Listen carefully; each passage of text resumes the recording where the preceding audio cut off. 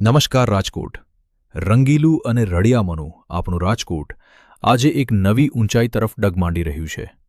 Smart city રાજકોટના વિકાસના ઇતિહાસમાં આજે વધુ એક સોનેરી પાનું ઉમેરાવા જઈ રહ્યું છે.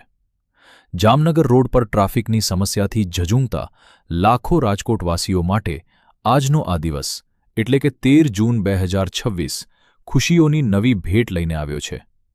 આજે જેની આતુરતાથી રાહ જોવાઈ રહી હતી તે નવનિર્મિત સાંઢિયા પુલ સત્તાવાર રીતે જનતા માટે ખુલ્લો મુકાઈ રહ્યો છે. મિત્રો, આ માત્ર સિમેન્ટ અને લોખંડનો બ્રિજ નથી, પણ રાજકોટની રફતારને સ્પીડ આપતી એક મોટી લાઇફલાઇન છે. ચાલો જોઈએ આ પુલ આપણને કઈ મોટી મુશ્કેલીઓમાંથી આઝાદી અપાવશે. ભોમેશ્વર રેલવે ક્રોસિંગથી મુક્તિ.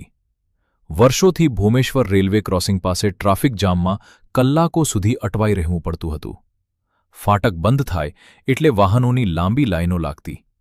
પણ હવે આ સાંઢિયા પુલને કારણે ટ્રાફિકની એક કજિયાબાજી ભૂતકાળ બની જશે. સમય અને ઇંધણની બચત.